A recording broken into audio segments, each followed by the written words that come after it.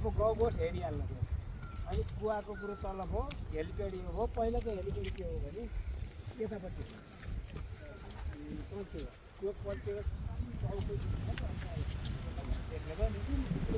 पहिलाको हेलिप्याड हो यहाँ त पचास साल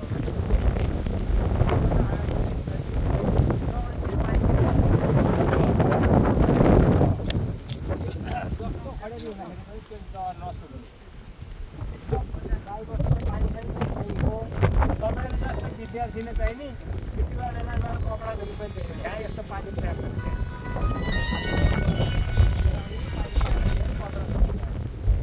अनि बर्खा आएको पानी जस्तो यहाँ खाली हुन्छ यसमा आएपछि अनि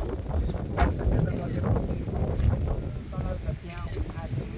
अनि गाईको पानी खाइदियो अब अन्त पानी अनि अब यताबाट गएपछि हामी गुफामा जान्छौँ पूर्व महाराजको गुफामा के छ भन्नुहुन्छ भने पहिला पूर्व महाराज त्यो गुफाबाट चाहिँ नि तल गएर चाहिँ नि मान्छेहरू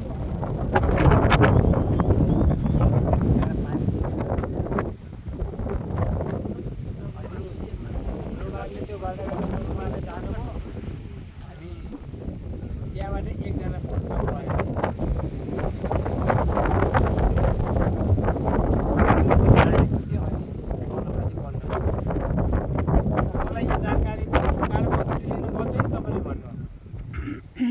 मेरो बुवा 1974 को मेरो बुवाले यहीँ पढ्यो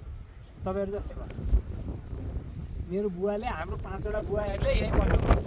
पाँचवटै बुवाले यहीँबाट शिक्षा लिएर जानुभएको र मेरो बुवा चाहिँ नि 5वटा मध्येमा काइलो हो बनारस गएर ऊ बेला आचार्य पाठशाला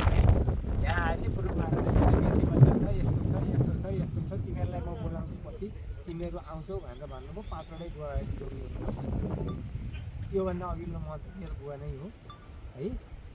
सफाले यही तलले बनाएको छ त्यसो भएको भनेर यो कुरा मैले हजुरहरूलाई भनेको बुवाले भनेको कुरा मैले जाने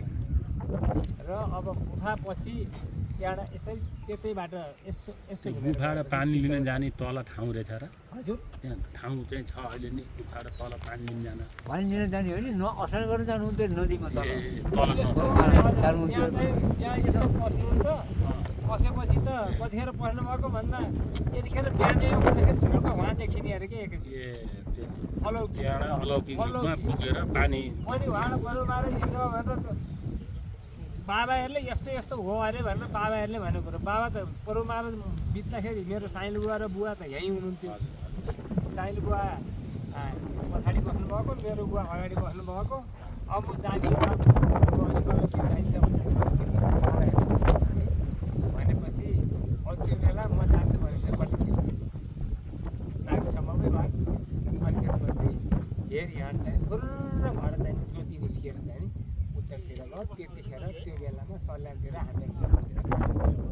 यस्तो ताराहरू चाहिँ नि हिमालयतिर गयो यस्तो अचम्म भयो दिउँसै चाहिँ उज्यालो भयो राति नै उज्यालो भयो के भएको भन्ने कुरा त्यहाँ पनि भयो अरे भन्ने कुरा चाहिँ नि बाबाहरूले मलाई भनेको कुरा तपाईँहरूले र सिद्धको थानमा के भन्नुहुन्थ्यो भने त्यो 3 सरकारको पालामा चाहिँ नि आएर यहाँ चाहिँ स्वर्गद्वारीमा यस्तो यस्तो गर्न यज्ञ गरेका छन् अरे यस्तो छ अरे भनेर भनेपछि तिमीले के आएर चाहिँ चलाउनुहुन्छ तपाईँले यो भन्दा होइन पैसा बर्सन्छन् भन्नुभयो त्यो बाबाहरूले भनेको सुनेको भनेपछि सिद्धका थानमा गएर सिद्धका थानको सहतिर र हल्लाएपछि पैसा झऱ्यो अनि त्यतिखेर पुलिसहरू फर्केर गयो र जाने बेला त उहाँ स्वर्ग हुने बेला त यो चाहिँ नि संस्था धान्नु भनेर पत्र लेखेरै छोड्नु भएको र पत्र पठाउनु म यति बेला म चाहिँ यस्तो हुन्छ भनेर अब यहाँका खास कुराहरू अब अग्निको विषय पनि सुनेको थियो अब त के त्यहाँ उही बेलादेखि अग्नि चाहिँ होइन 1952मा चाहिँ नि ब्राह्मणहरू जमाएर भयो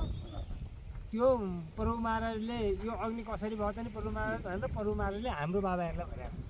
त्यही त बाबाहरूले मलाई भनेको त्यो अग्नि चाहिँ अहिलेसम्म निरन्तर छ त्यसको मैले सुनेको ब्राह्मण राखेर चाहिँ नि जप गरेर ल यो मन्त्र जप भनेपछि ब्राह्मणको मुखबाट अग्नि निस्किएपछि सबै जुठाएर चाहिँ 1952मा चाहिँ सुरु गर्नुभयो अद्यापि अग्नि हुँदै हुनुहुन्छ त्यो चाहिँ कहाँनेरि हो त यो एक सालको भित्र यो के साल एक अहिले सालकै- बन्द छ अहिले खुल्छ अहिले त्यो पनि समयमा मात्रै त्यहाँको बेउती निकाल्ने कुरा हुन्छ सबभन्दा चाहिँ भाइब्रेसनै पाइने भनेको बेउती हामीले त्यहाँभित्र हेर्न भित्र अहिले बेलुका भित्र हेर्न बेलुकाको सकेन आरतीमा आरती हेर्न हेर्न हेर्नु पाइन्छ। यहाँको आरती सबभन्दा राम्रो है बेलुकाको आरतीमा हेर्न विभूति पाउनु पाउँदैन कति बजे हो त्यो बेला अब तपाईँहरू हुनुभएको छ सात छ बजे? होला म पनि यहाँको होइन फेरि ए हजुर म पाँच वर्षको बज्नु लाग्यो एकचोटि त। आउँछु ए हजुर म योभन्दा अघिल्लो मेरो बाबाहरू चाहिँ नि यहीँ चाहिँ नि 5वटै बुवाहरू आमाहरू 4वटै जोडी भएको हो 5वटा बुवाहरूमा एउटी ठुलिआमा मात्रै जोडी भएको होइन र बाबाहरूको त समाधि 2टा बाबाको हुँ छ तलतिरै छ ठुलो बाबाको यहाँ माथि छ र त्यसो भएको भएर वर्षको एकचोटि म आउँछु आज आउने भोलि जाने गरेको छैन अहिलेसम्म 2 दिन 3 दिन 4 दिन 1 हप्ता 15 दिनसम्म बस्छु त्यही क्रममा मेरो घर चितवन हो र तपाईँहरूलाई यहाँ देखेर थाहा छैन भनेर सोधेको पनि तपाईँहरूलाई केही मैले जानेको कुरा भनिदिएँ भने यस्तो कुरा रहेछ है यस्तो भन्नुहुन्थ्यो भन्ने कुरा चाहिँ नि हुन्छ होला भनेर हो ल विद्यार्थी वर्गहरू तपाईँहरूलाई नमस्कार छ यहाँ गइसकेपछि फेरि यहाँ त यो हेर्न बिर्सिएछ भन्ने स्वर्गद्वारी महाप्रभुको सन्त समाजको स्वर्गद्वारी धामको सम्पूर्ण संस्कृतका समुपासक विद्यार्थी भाइहरूको गुरुवर्गहरूको सन्त समाजको उपस्थित सम्पूर्ण भक्तजनहरूको यहाँ जो